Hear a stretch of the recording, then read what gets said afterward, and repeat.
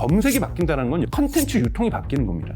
네이버가 처음 나왔을 때 대부분 CEO들이 자기 이름부터 검색합니다. CEO가 자기 이름이 검색이 제대로 안 나왔어요. 회의를 바로 소집을 하겠죠. 사람들이 뭘 질문하겠어요. 신뢰를 하기 시작하면 나의 일상과 관련된 수많은 질문을 AI에게 다 물어보기 시작합니다. 어떤 에어컨을 사는 게 좋을까? 그러면 첫 번째 막 나오는 것이 LG 에어컨, 두 번째가 삼성 에어컨 이렇게 나오면은 삼성 에어컨에서 가만히 있겠어요? 발끈할 수밖에 없는 거거든요. 퍼플렉시티가 커머스를 준비하는 거고요. 서치가 연결돼서 예를 들면 여기 쿠팡이 들어가거나 아마존이 들어가면 내가 검색을 통해서 구매까지 이어지는 것이 원스톱으로 이루어진다는 거예요.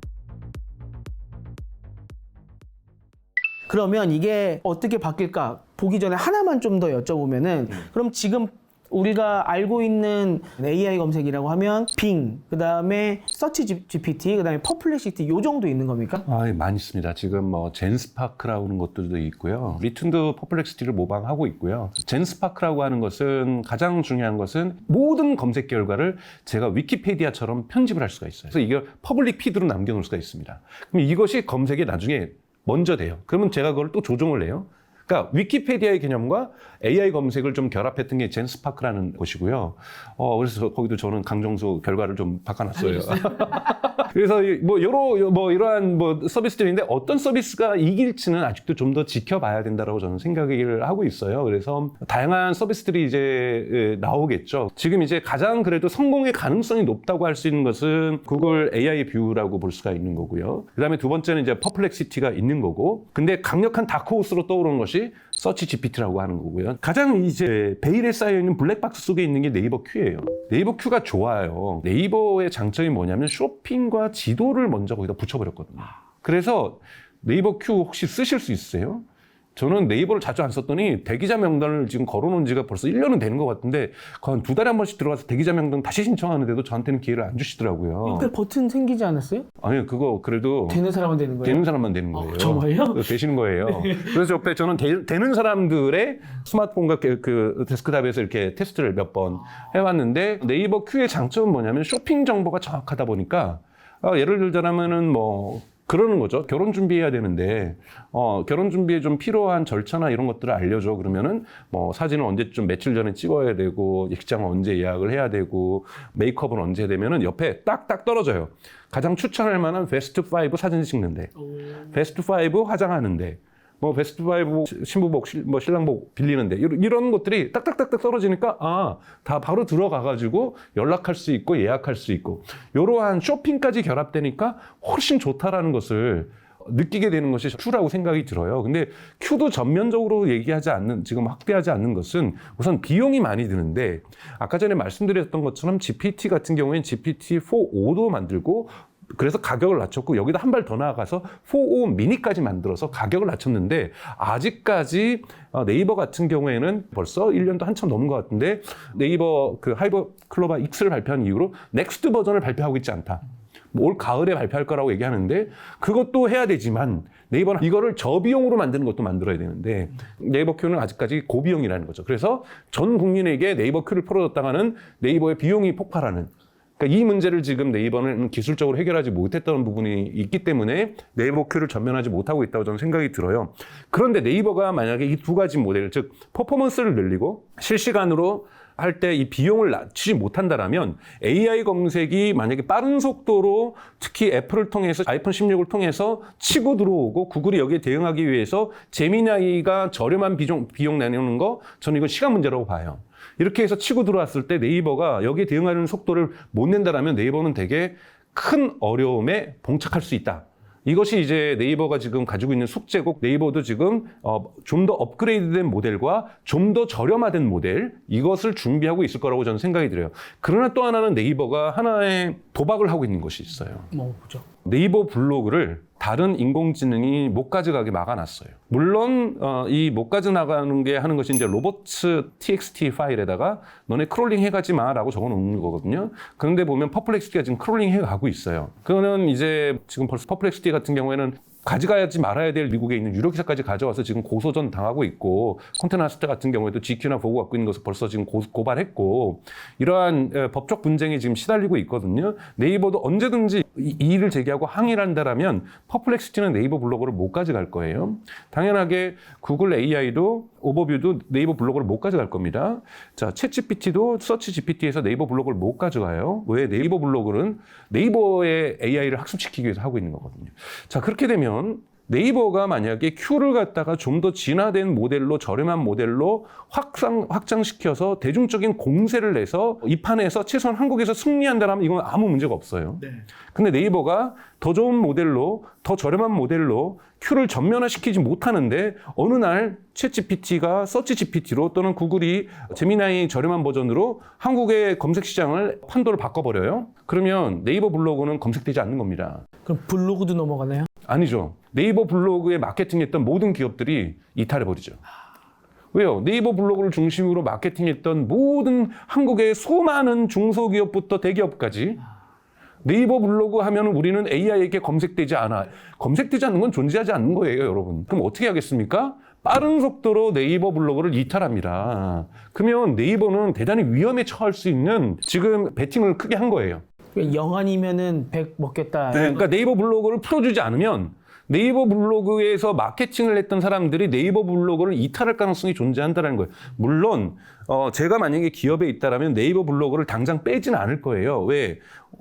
아직까지도 시장 점유율 그래도 50% 갖고 있고, 물론 이것이 줄어들더라도 40%, 30% 점진적으로 줄어들는데 30%도 중요한 시장이니까 여기도 하긴 할 거예요. 그러나 여기는 저문은 시장이고, 쉽게 얘기해서 여기는 다음 검색이고 3위를 내줬죠. 네. 다음 검색인데 다음 검색에 무슨 애정 쏟겠어요. 그러니까 이거 네이버가 잘 봐야 되는 거예요. 그러니까 네이버 QA의 대중화, 전면화의 일정과 서치 GPT의 일정이 맞아떨어져야 돼요. 그러니까 여기에서 대항정선을 충분히 시간차 없이 전선을 형성할 수 있다면 네이버 블로그를 또아리를 틀고 있는 거는 저는 아주 현명한 전략과 전술이라고 생각이 들어요. 근데 만약에 이것이 시간 타임이 갭이 생겨버릴 경우에는 네이버 블로그를 저렇게 막아버리고 있는 것은 네이버에게는 완전한 자충수가 될 수 있습니다. 그래서 지금 네이버는 되게 큰 도박을 하고 있다고 볼 수가 있는 거고요. 거꾸로 기업 입장에서도 이거는 이제 유통의 질서가 달라지는, 검색이 바뀐다는 건 여러분 컨텐츠 유통이 바뀌는 겁니다. 그렇잖아요. 가장 큰 영향을 받고 있는 건 뉴스겠죠. 사람들이 뉴스를 이제 AI 검색, 그러니까 이거는 답변, 앤서 엔진이니까 제가 물어보는 거 그냥 정확하게 답 떨어지는 거예요. 위키피디아처럼 그러니까 분석을 해주거든요. KBS 기사를 인용하기도 하고 머니투데이 기사를 인용하기도 하면서 쭉쭉쭉쭉 인용하면서 사람들이 관심 가질 것을 거의 기사처럼, 전문 기사처럼, 지식인의 답변처럼 쫙 답변을 해준단 말이에요. 그리고 앞으로 어떠한 논쟁 지점이 있는가까지 딱 떨어집니다. 여러분 퍼플렉시티 검색해보세요. 그러면 내가 굳이 뉴스를 볼 이유가 링크가 있다 하여도 없어지는 거죠. 그러면 우리가 그걸 보면서 링크로 가게 되는데, 그렇게 되면은 뉴스의 링크로 오는 방문자들이, 검색을 통해서 오는 방문자들이 확 줄어들 수 있다는 리스크가 분명하게 존재하죠. 그래서 뉴스의 유통이 바뀌어버리는 거죠. 그러면 뉴스 사업자가 또 가만히 있을 수 있냐? 왜 우리 걸 인용하면서 우리에겐 대가를 보상하지 않는 것이야? 우리에게 전재료를 네이버에 줬던 것처럼 우리에게도 퍼플렉시티, 구글 AI 뷰, 그 다음에 챗GPT 우리에게 돈을 내시오라고 얘기를 할 거예요. 그러면 주겠죠. 근데 네이버에서 전면으로 뉴스가 소비되는 것과 달리 인용만 되는 거에 그렇게 많은 돈을 주지는 않을 거거든요. 돈도 덜 주고 트래픽도 떨어지겠죠? 네, 트래픽은 반드시 떨어지고요. 돈도 덜 줍니다. 왜? 전면으로 가가지고 노출시키는 것이 아니거든요. 인용만 하는 거니까. 그렇게 되면 이제 언론사의 흔히 말하는 네이버 뉴스 매출, 네이버도 또 요즘 뭐 네이버 심지어는 선거 특수도 없었고, 좀 네이버가 제일 걱정하는 게 뭐냐면 올림픽 특수도 없을까 봐. 지금 방송사도 올림픽 특수가 없다고 하더라고요. 그러니까 이렇게 다 유튜브에서 봐버리니까. 자, 이렇게 했을 경우에는 점점 축소가 되면서 네이버도 게재로 더 이상 많이 못 주겠다, 깎겠다, 이렇게 나올 수가 있다는 거예요. 또 하나 지각 변동이 있는 것은 마케팅이죠. 마케팅도 여러 가지의 층위가 있는데 가장 중요한 거는 보통 이런 걸 하면 네이버가 처음 나왔을 때 대부분 뭐 하냐면 CEO들이 자기 이름부터 검색합니다. 저도 제 이름 먼저 검색했어요. 큰 CEO는 아니지만 제 주위 사람들 다 자기 이름 검색 먼저 합니다. 그렇죠. CEO가 아니더라도 자기 이름 검색합니다. 근데 저는 제 이름이 제대로 검색을 했는데 제대로 안 나왔으면 제가 수정을 하거나 뭘 해가지고 해서 그냥 뭐 그러려니 하는데, CEO가 자기 이름이 검색이 제대로 안 나왔어요. 그러면 바로 어떻게 합니까? 뭐 홍보팀이나 이런 데서 엄청나게 하겠죠. 회의를 바로 소집을 하겠죠. 이 사태를 내일까지 해결하시오. 회장님 불가능합니다. 일주일을 주겠어. 일주일도 불가능합니다. 그러면 언제까지 해결할 수 있는지를 답을 알아오시오. 부터 시작해서 우리 회사 제품이 제가 에어컨이 예를 들면은 요번에 집이 없어가지고 하나 사고 싶어요. 그러면 이제 물어보고요. 우리 집 크기가 어느인데 뭐 34평형을 사야 돼, 25평을 사야 돼, 이런 것도 물어보겠지만 어떤 에어컨을 사는 게 좋을까 그러면 첫 번째 막 얘가 나오는 것이 LG 에어컨, 두 번째가 삼성 에어컨, 세 번째가 뭐 이렇게 나오면은 삼성 에어컨에서 가만히 있겠어요? 그렇죠. 일단 소비자도 검색했을 때 첫 번째 나오는 게 눈이 갈 거 아니에요. 그렇죠. 그럼 삼성도 발끈할 수밖에 없죠. 그렇죠. 발끈할 수밖에 없는 거거든요. 뭐 이런 식으로 모든 브랜드들이 사람들이 뭘 질문하겠어요. 대부분 나의 일상과 관련된 수많은 질문을 AI에게 신뢰를 하기 시작하면 AI에게 다 물어보기 시작합니다. 옷 물어보셨던 그 옷 물어보는 것처럼 나의 개인적으로 쓸모가 필요한 것들, 이러한 것들에 대해서 많이 물어보게 된다는 거예요. 여기에는 이것은 대부분 뭐랑 연결되면 커머스랑 연결되게 돼 있는 거거든요. 그렇기 때문에 지금 퍼플렉시티가 커머스를 준비하는 거고요. 네이버가 왜 쇼핑이 들어갔습니까? 사람들이 물어보는 많은 질문 중에 커머스가 있다는 거예요. 제가 컨퍼런스 가가지고 이제 오픈AI가 발표하는 걸 들었는데 질문 중에 많은 것은 에어팟 사야 돼요, 말아야 돼요, 버전 3세대까지 기다려야 돼요, 안 기다려야 돼요, 이런 거를 GPT는 답변도 못 해주는데 물어본다라는 거예요. 너무나도 많은 걸 물어본다라는 거예요. 이번에 특히 휴가를 가는데 휴가지도 많이 물어본다라는 거예요. 왜냐면 휴가 일정 잘 짜주잖아요. 휴가 일정을 되게 잘 짜줍니다. 오사카 2박 3일 일정 짜주면 쫙 짜주는데 이게 문제가 뭐냐면 2023년 데이터를 아주 짜준다는 거예요. 근데 이제 서치 GPT가 나오면 실시간 데이터를 가져갑니다. 그러면 지난주까지 오사카에 사람들이 너무 많이 몰렸대. 여기는 가지 않는 게 좋겠어. 라고 얘기해 줄 수도 있는 거거든요. 지금은 여행 전문가도 답변 못 해줄 건데 이곳에서 뭐 여태까지 열리지 않았던 새로운 축제가 9월부터 열릴 겁니다. 그럼 그 축제 예약하실 수 있습니다라고 걔는 알려줄 수 있잖아요. 그렇죠. 검색해서. 네.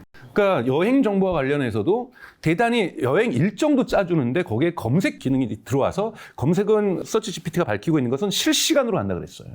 실시간으로 밝혀주는 검색 정보가 들어오게 되면 여행과 관련된 비행기표 예약과 관련된 이런 부분도 여기 다 들어올 수 있다는 얘기예요. 여러분이 오픈 AI 사장이라면 이걸 안 하겠습니까? 왜냐하면 오픈 AI 해가지고 지금 월 구독료 $22씩 받는 사람들도 그렇게 많지도 않은데 결국은 이걸 통해서 돈을 벌어야 된단 말이에요. 아까 오스본 효과 말씀하셨나요? 네네. 그것처럼 나 전기차 사고 싶은데 뭘 사고 싶어라고 얘기를 했는데 네. 만약에 챗GPT, 서치 GPT가 저한테 1년만 기다리시면 새로운 모델이 나오니까 기다리세요라고 얘기하는 순간 테슬라 난리 나는 거잖아요. 그렇죠. 기다리는 것의 경제적인 효과, 지금 샀을 때의 경제적인 효과, 서치 GPT는 이런 장단점을 분석을 해요. 지금 샀을 경우에 장점도 있고 단점은 이러한 크나큰 단점이 있고 기다렸을 경우에 장점은 이렇게 큰 것이 있고 단점은 이렇게 작은 것이 있다. 이런 식으로 유도되면 기다리거든요. 그렇죠. 그러니까 이러한 부분에서 장단점까지 분석을 해주고 또 이 GPT 여러분 퍼플렉스 써보시면 알겠지만 FAQ가 있죠. Frequently Asked Question. 그러니까 자주 질문한 질문에서 연관 질문들을 FAQ가 딱딱딱 4개 정도가 떨어져요. 근데 이것이 여러분 눌러보고 싶습니다. 대부분 그렇게 이거를 탁탁탁탁 클릭하면서 거기서 소비 다 해버리는 거예요. 근데 거기에서 뭐가 나오냐면 저 같은 경우에도 그래요.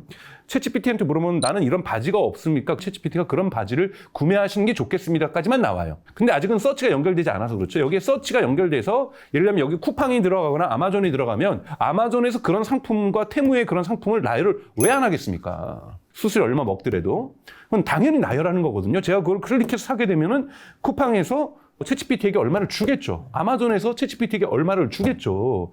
이러한 내가 검색을 통해서 구매까지 이어지는 것이 원스톱으로 이루어진다는 거예요. 이런 부분들의 지각 변동이 일어난다는 건 마케터들 입장에서는 이 검색 AI에게 어떻게 마케팅을 해야 될 것인가. 이 부분이 대단히 큰 숙제로 나올 수밖에 없다라는 거죠. 와, 이렇게 되면요. 네. 일단 구글은 큰 위기가 되는 거고요. 네.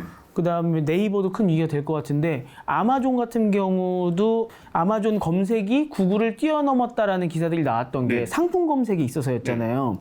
근데 그 상품 검색도 그러면 이 서치 GPT에서 할 수도 있으니까 아마존도 위기가 될 수가 있겠네요. 그런데 이제 가장 크거는 아마존에서 왜 상품 검색을 하냐면 두 가지 이유가 있습니다. 하나는 아마존 프라임이라는 것이 있거든요. 즉, 뭐 내가 뭘 어디서 검색을 하든 구매는 아마존에서 할 거니. 아마존 프라임이 여러분 그 쿠팡이 지금 와우 비용을 올려가고 있잖아요. 사실 와우 비용을 올리는 것이 쿠팡에게 도움이 돼요. 당장 돈도 벌지만 이 돈이 비싸면 비쌀수록 흔히 말하는 매몰 비용 효과라는 게 있거든요. 썬크 코스트 이펙트가 있어서 안 사면 손해라는 느낌이 들어요.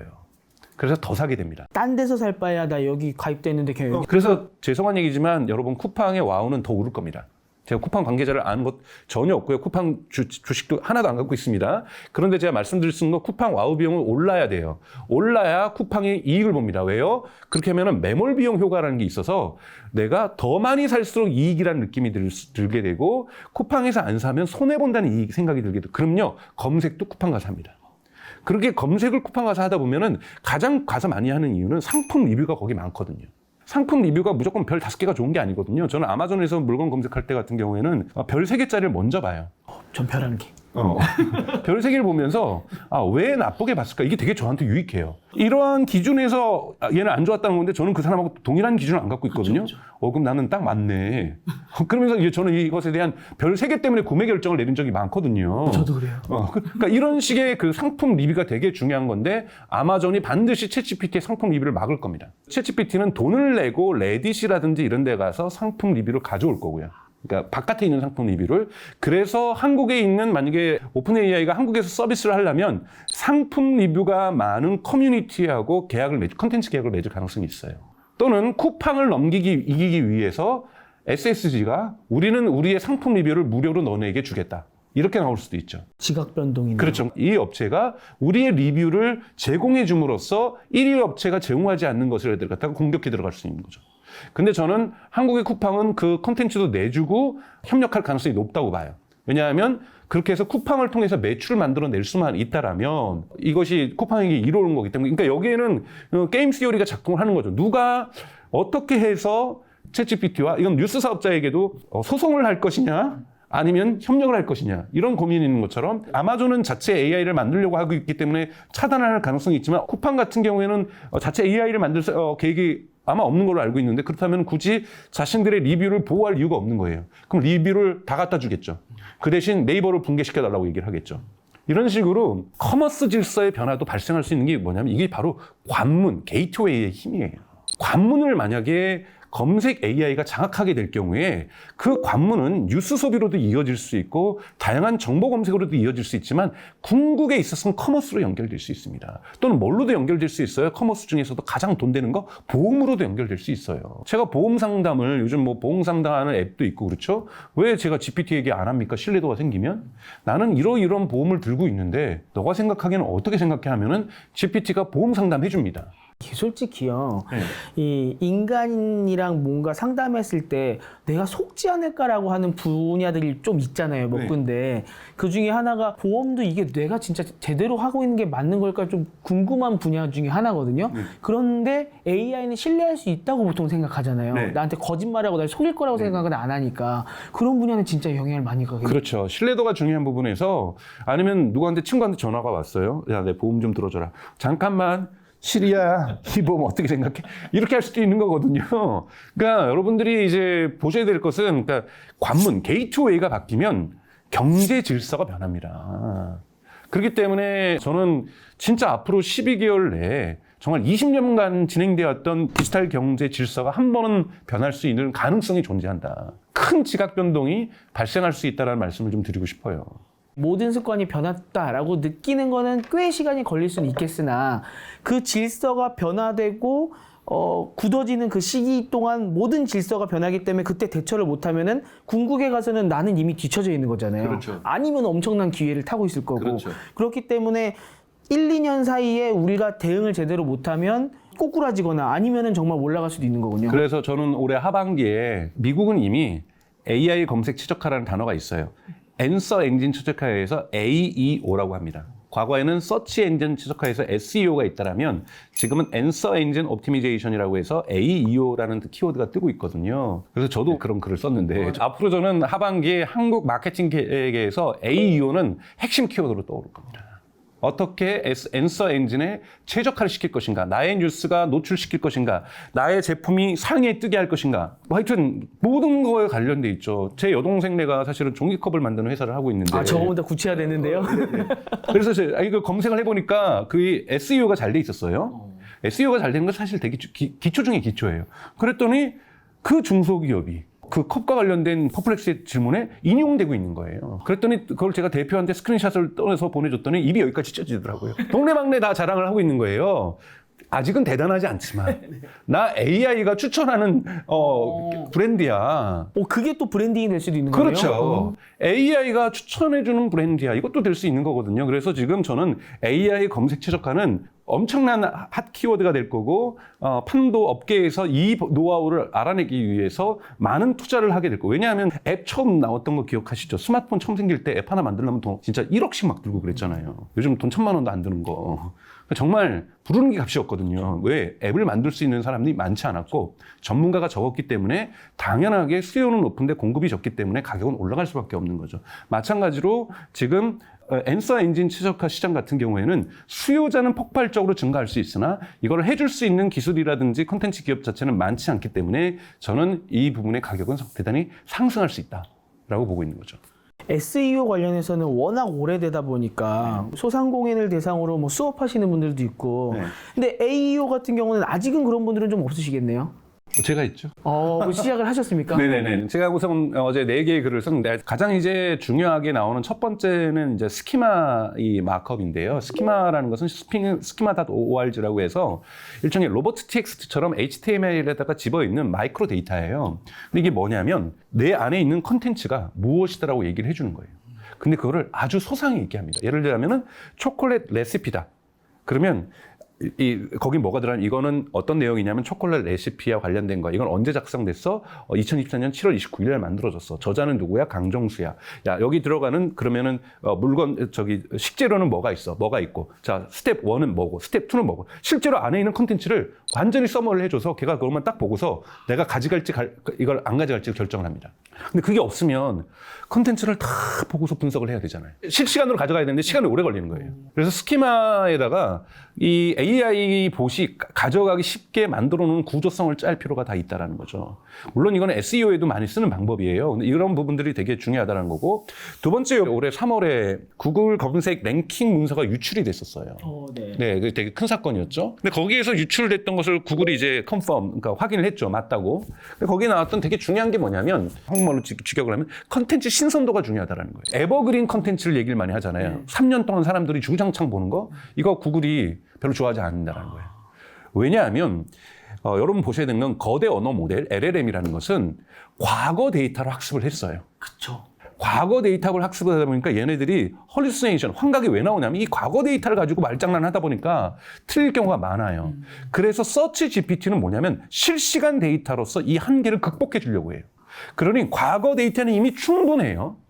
그렇기 때문에 무엇을 절대적으로 우선시하냐면 실시간 데이터를 우선시합니다. 가장 최근의 데이터. 가장 최근의 데이터와 과거 학습 데이터를 결합시키는 거거든요. 그러면 에어컨에 대해서 2년 전 데이터, 이건 벌써 학습했어요. 그러면 그냥 학습한 거에서 나오는 건데 내가 지금 오늘 검색 요청이 들어와서 데려왔는데 오늘자에 새로운 신선한 따끈따끈한 신선도 높은 콘텐츠가 나왔어요. 그럼 바로 이거부터 채용을 합니다. 그럼 자주 올려야겠네요. 규칙적으로 자주 업데이트를 해줘야 된다는 거죠. 그다음에 세 번째는 콘텐츠가 이것이 검색 엔진이 아니라 여러분 답변 엔진이라고 얘기를 했잖아요. 그러면 사람들이 무엇을 질문할지를 잘 알아야 돼요. 컨텐츠를 만들 때부터 우리가 자랑하고 싶은 우리의 프로덕트에 대해서 장점 쭉 나열하는 게 아니라 사람들이 뭘 질문할까? 소비자는 무엇을 질문할까? 항상 고민하셔야 돼요. 그래서 소비자의 질문에 맞는 답변 하나만 딱 떨어지게 컨텐츠를 작성을 해줘야죠. 중원부원 해가지고 여러 가지 막 장점들 하고 여기 우리 회장님은 뭘 했고 그런 얘기를 거기다 집어보면 절대 안 되는 거예요. 즉 AI가 딱 봤을 때 여기는 소비자가 이 질문이 있는데 답변만 정확하게 압축적으로 순서대로 딱 적혀 있어. 그럼 요거만 싹 슬라이스 해가지고 잘라가지고 가면 되겠네 라고 판단하게 해줄 수 있어야 된다는 겁니다. 그리고 이것이 스키마 마크업이 들어가 있어야 되는 거죠. 자, 이렇게 되니까 뭐냐면 사람들의 의도, 소비자들의 의도를 읽고서 컨텐츠 전략을 세우셔야 된다는 거고, 컨텐츠는 개별 질문 하나마다 딱딱 하나씩 떨어지게 만들어줘야 된다는 거고, 더 좋다라면 FAQ 프리퀀시 에스크드 퀘스천 해가지고 자주 질문하는 질문들을 여기다가 연관지어서 밑에다가 달아놓는 거죠. 그리고 또 하나는 서치 GPT는 뭐냐면 상호작용도 보겠다고 얘기를 했어요. 그냥 또 막 가져가면은 어뷰징이 막 생길 거 아니에요. 상호작용이 많은 사이트를 가져간다. 즉 이걸 갖다가 소셜 공유를 많이 하거나 또는 심지어는 그 기업 사이트 가서 사람들 댓글 다는 경우가 없잖아요. 댓글까지 막 달았다. 뭐 이러면은 더 좋아하겠다라는 거예요. 그럼 댓글 이벤트 하셔야 되는 거예요. 저기 소셜 가서 하시는 게 아니라 자사 사이트에서. 그러니까 이런 식의 검색 엔진이 정해놓은 기준들이 있다라는 거예요. 근데 이 기준은 필연적으로 LLM이 갖고 있는 한계 때문에 발생하고 있는 기준들이 있다라는 거죠. 그렇기 때문에 신선도, 이 부분 되게 중요하다는 말씀을 꼭 드리고 싶고요. 이것은 구글의 검색 랭킹에서도 최근에 바뀌어진 랭킹 알고리즘에 의해서도 인정된 것이고 AI 검색이 가지고 있는 LLM의 한계 속에서도 나오는 거기 때문에 컨텐츠의 신선도가 중요하다는 거고, 그리고 이것이 전통적인 검색 엔진이 아니라 답변 엔진이기 때문에 사람들이 어떠한 질문을 할 건지를 미리 예측해서 컨텐츠가 기획되어야 된다는 것. 이 정도까지면 제가 사실은 8개를 공부했지만 4개만 오늘 저의 내공을 유료군요. 아니, 근데 4개만 들어봐도요, 이게 뭐 어뷰징으로 사용될 수 있기도 한데, 뭐 상세하게 설명 잘 해놓고, 이게 신선한 최신의 정보여야 되고, 그 다음에 어떤 주제인지, 한 개만 딱 특정적으로 잘 설명해야 되고, 그 다음에 반응까지 있으면 좋다라는 건 우리 상사한테 보고할 때도 이렇게 보고하면 되게 좋아하시잖아요. 그거를 LLM도 좋아하는군요. LLM이 좋아하는 거예요. LLM의 구조적 한계세 때문에 AI 검색은 이러한 특성을 가질 수밖에 없다라는 거고, 여러분들의 콘텐츠가 그러한 형태로 안 돼 있다라면 다 정리해야 되는 거예요. 그리고 어뷰징 기사 같은 경우에는 결정적인 문제가 있습니다. 제목은 이렇게 가지고 들어갔더니 내용이 아니에요. 그쵸. 그럼 이거는 바로 출처로서 버려버립니다. 그러니까 제목과 내용이 달라버리면 안 돼요. 저도 구글 뉴스 요새 많이 보는데, 구글 뉴스에서 이렇게 쭉 추천해 주다 보면 버튼이 있잖아요. 이 출처의 내용을 받지 않겠습니까? 저 어뷰징 있으면 다 지워버리거든요. 그 거기 거 안 뜨거든요. LLM도 저랑 비슷한 행동을 하는군요. 그렇죠. 왜냐하면 이 친구는 빨리 들어가서 답변을 가지고 나와야 되는데 문장 제목 자체가 분명히 답변이 있을 것 같아서 들어가 봤어요. 그럴 때는 답변이 없는 거야. 그러면 계속 반복적으로 그런 걸 보여주면 이 웹사이트는 평가절하해서 날려버리는 거죠. 예, 이게 그리고 지금 최신의 정보이기 때문에 강 박사님도 이걸로 또 많이 좀 하셔야 되지 않겠습니까? 너무 다 푸시면 안 될 거고. 혹시 뭐 이 관련해서 책을 쓰신다거나 뭐 이렇게 뭐 아니 그건 아니고요. 저희 이제 더 코어에서 계속해서 글을 쓰고 있기 때문에 저희 코어 멤버들이 계속해서 쓰고 있고, 사실은 저희는 이제 그런 거에 대한 기술적 지원을 하려고 하는 것이지, 이런 것에 대한 컨텐츠에 대한 뭐 집행이나 이런 것들은 대행사분들이 다 하셔야 되는 거고, 그래서 대행사분들이 저한테 연락을 주시면 좋은 거고요. 저희가 그 시장 넘보지는 않습니다. 저희는 전략과 방향과 기술을 지원해 줄 뿐인 것이지, 그래서 이 시장 우리가 먹겠다 이런 생각 1도 없습니다. SEO가 정말 중요한 것처럼 AEO 이쪽도 정말 중요할 것 같은데, 이쪽은 아직 투명하지 않았던, 지금 아직 투명하지 않은 시장이죠. 그래서 잘 모르는 시장이기 때문에 이렇게 빨리 따라가면서 저희가 같이 스터디하면은 좋지 않을까 그런 생각이 드네요. 오늘 쭉 이야기를 들어보니까 진짜로 이 산업 질서가 변화할 수 있는 큰 사건인 거잖아요. 그렇죠. 어느 정도 퍼센트지 보십니까? 확률이요? 저는 높게 봐요. 벌써 저는 그러니까 지금까지 검색의 어떠한 습관이 철옹성처럼 바뀌진 않겠지만, 이 정도를 가지고 우리가 앞으로 100년, 200년을 살아갈 수 있을 것인가. 더욱더 진화된 형태의 검색이 저는 필요하다라는 거고, 그 시작이 다만 2025년이 아닐 수는 있어도 저는 AI 검색은 반드시 올 수밖에 없다라는 생각을 가지고 있고요. 이렇게 이 AI 검색은 분명히 관문으로 게이트웨이를 만들어낼 거고, 이 게이트웨이가 만들어지는 순간 관련 질서는 바뀔 수밖에 없다. 저는 더 인간은 편해지기를 원하잖아요. 예를 들자면 전 그런 걸 꿈꿔요. 비행기표를 취소하고 싶어요. 여행 상품을 취소하고 싶어요. 또는 모니터가 고장나서 수리센터에서 사람들이 오게 하고 싶어요. 에어컨이 고장나고 싶어서 CS에 전화를 해요. 이것처럼 가장 고단한 일이에요. 지금 살면서는. 왜요? 나머지는 그냥 이메일 쓰거나 뭐 저기 앱에서 그냥 취소하고 되는데 꼭 전화를 걸어야 돼요. 맞아요. 그러면 대기가 또 장난이 아니에요. 뭐 10분, 20분. 그리고 불안도해요. 이 번호는 돈을 내는 번호인지 무료 번호인지. 근데 이거를 더 못하는 분들이 저희 부모님이에요. 꼭 저한테 시켜요. 저도 힘든데 꼭 2번을 시켜요. 근데 저는 언젠간 저의 AI가 생길 거라고 생각이 들어요. 저의 AI가 LG AI에게 전화하는 거예요. 그리고 지들끼리 통화하는 거죠. 통화해서 방문하는 날짜를 잡아내는 거. 그리고 저희 부모님 AI가 있을 거고, 저희 부모님 AI가 삼성 AI에게 전화해서 냉장고 방문기사와 에어컨 방문기사의 날짜를 서로 합의하는 거예요. 확실합니까? 그 부모님 AI가 혹시 강 박사님 AI랑 합의를 보는 거 아닙니까? 그렇게 합의를 본다라면 저희 부모님이 2분이서 생활하시는데 얼마나 삶이 편해지겠어요. 저는 이러한 커뮤니케이션의 변화와 관문의 변화는 이루어질 수밖에 없다라는 거고, AI가 궁극에 가서 지금 AI 거품론이 있다라는 건 뭐냐면, 오픈 AI에 저렇게 1,000억 달러씩 쓰면서 고작 36억 달러 벌었다. 근데 오픈 AI가 뭘로 그럼 앞으로 여러분 돈 벌 것 같습니까? 목숨 걸고 구글을 이기려고 할 거예요. 그럼 구글도 목숨 걸고 방어하려고 할 거란 말이에요. 그러니까 저는 자본주의에서 경쟁만큼 좋은 게 어디 있어요. 이러면 AI 검색은 진화할 수밖에 없다는 거예요. 왜 오픈 AI는 검색 시장과 커머스 시장이 들어가지 않으면 거품론에 빠질 수밖에 없습니다. 목숨 걸고 들어갈 거라는 거예요. 그리고 목숨 걸고 방어할 거고. 이러면서 훨씬 더 AI 검색 서비스가 진화하는 이러한 국면을 맞이하게 될 것이라는 거고, 이것은 결국 경쟁이 소비자에게 좋은 것처럼 경쟁이 가격을 낮춰주고 GPT-4 나오고 GPT 미니 나오면서 무료로 전환되고 가격이 저렴해지고 있잖아요. 이것이 경쟁의 효과거든요. 그래서 저는 이러한 AI 경쟁이 치열해지면서 거품을 이겨낼 수 있는 뚜렷한 어떠한 비즈니스 성과들을 내는 기업들이 한두 개가 태어날 거라고 보고, 이것은 분명히 검색 시장에 존재할 거라는 거고, 이 검색은 커머스의 질서와 어떤 경제 질서와 콘텐츠의 유통 질서를 다 바꿔놓을 거라고 저는 확신하고 있습니다. 야후의 카테고리 검색이라고 해야 되나요? 네. 그 검색 방법이 구글로 바뀌었잖아요.